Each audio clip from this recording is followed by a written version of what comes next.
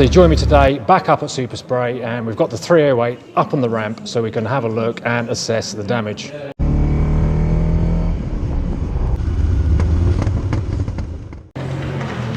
now we've got the car up on the ramp, we can get a proper look underneath. So the good news is that, well, obviously we can see the rust either side on the chassis legs. Jose seems to think that we can actually repair these and make good. This should be just a case of cleaning up. We've removed the plate, aluminium plate that's further back, and everything's looking good here. The floor pan is looking good.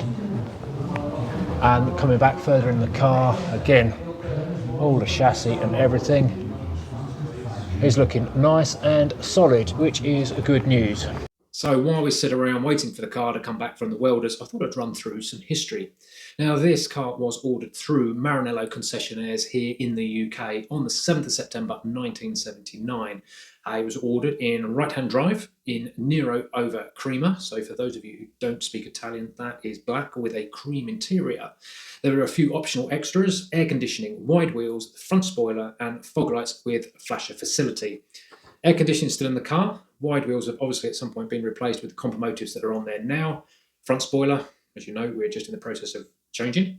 And the fog lights were removed at some point, I don't know when. The flasher facility still seems to be in the car, because when I flash the lights, absolutely nothing happens. Whereas obviously if the fog lights were there, I believe the fog lights should flash. And those that didn't have the fog lights, I think it's the pop-ups pop up to flash. Anyway, so the car was set for a production in the November of 1979, and it went straight out to Hong Kong, where it lived the first part of its life. And that's when things start getting interesting. So by March 1983, the interior had been recolonized from the cream into black. By August 1984, the car was resprayed red. And in April 1990, the interior was recovered in new black leather. Now, the eagle-eyed of you would have noticed that actually the interior of my car is of the later ones, the later pattern, which I quite like, I've got to say, so I'm not looking to change that. But obviously that was done in the April 90 to make the car look a bit newer. And then the car came over to the UK in March 1999. Now, at that point, it was sporting a body kit. From where, I'm not quite sure, but it had a different spoiler, side skirts, it had the later QV rear spoiler on it as well, different wing mirrors, and they were all colour-coded, including the front bumper was all colour-coded as well to the car. So I'm kind of glad all of that's been taken off, because it didn't look pretty. Anyway, just had a call to say the car is now ready, so let's go and pick it up. So we got the car back, so I'm just heading home now, and we'll get it up and I'll show you exactly what's been done. From what I could see, it was up on the ramp, so from what I could see, all looked pretty good. And he also showed me all the metal that had been cut out as well, so I'll just overlay a photo of that.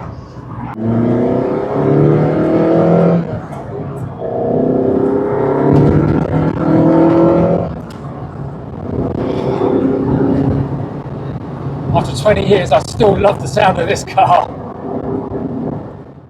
Well, they always say one job leads to another, and that's very much the case here, because whilst I got the fronts apart, I thought I might as well just whip out the radiators and see what kind of condition they're in too.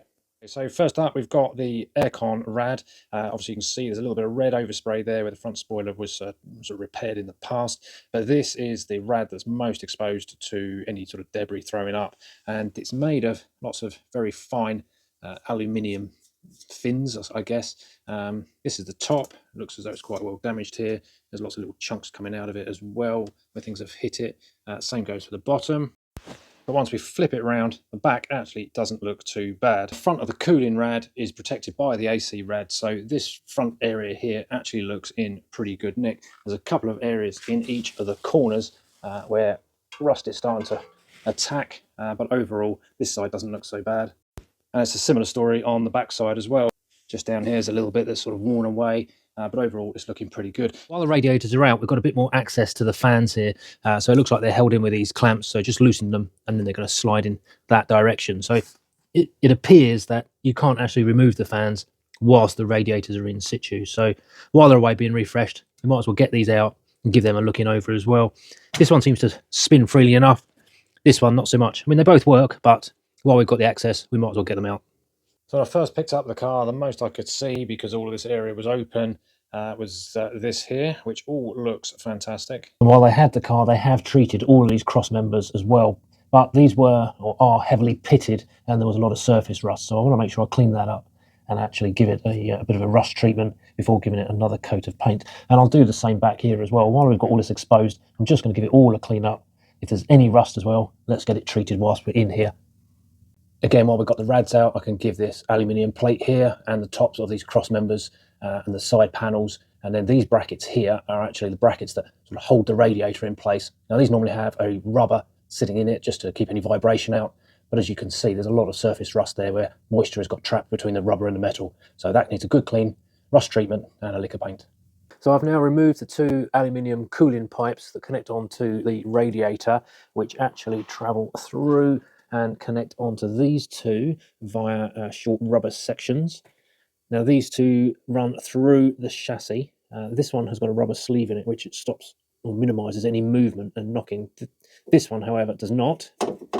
So there's a lot of potential for movement in there. They are clamped together with this very basic clamp. However, I am going to order a rubber sleeve for this one just to try and minimise that movement.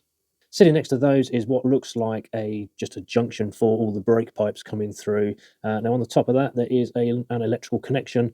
However, the cable was not even connected, so I'm going to finish cleaning these up and reconnect that back together.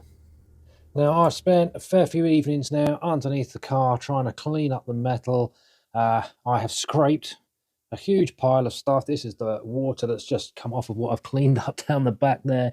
I have been under there, believe it or not, with a toothbrush and various other scrubbing brushes just to try and release some of the gunk that's sitting under there. But I think it is as clean as it's going to get now. So I'm going to leave it dry and then give it a last. There's still a little bit of rubbing down to do. So once I've done that, I'm then going to, on the bare rust, I'm going to use some of this Rustin's rust inverter just to make sure everything is solid. And then once I've got that, then everything is going to get a coat of zinc paint. So I've now started with the Rustins. It goes on white, and as it starts working its way into the rust, it then turns black. The battery tray has also been treated. So while I was in here, I did actually give this lot a good clean up as well. It might not look it might still look dirty, but believe me, absolutely everything under this panel was completely black. I didn't even know that was silver over there. So this is looking a lot better. Everything is now back in the black, as it were. And now I can just start looking at these pipes here. That's the rubber sleeve that's going to go on that top one and hopefully stop it rattling around. So I've now got that all strapped up, and the pipes temporarily in place. So I've not done any of these up until I put the radiator back in, and you can just make sure that these positions are all correct. But you know, there's no movement there now, so that's good. So now I'm fully comfortable that the front end is fully rust treated and protected and should last for some years to come, which means I can turn my attention to the cooling fans and the radiators. Obviously, there's still a decision to be made on the AC rad, but perhaps if you guys got any ideas on that, perhaps you can comment below. Want to get the car back out on the road. The weather is starting to turn, so hopefully when you join me next time, it'll be a case of reassembling. Anyway, thanks for watching. Until next time, cheerio.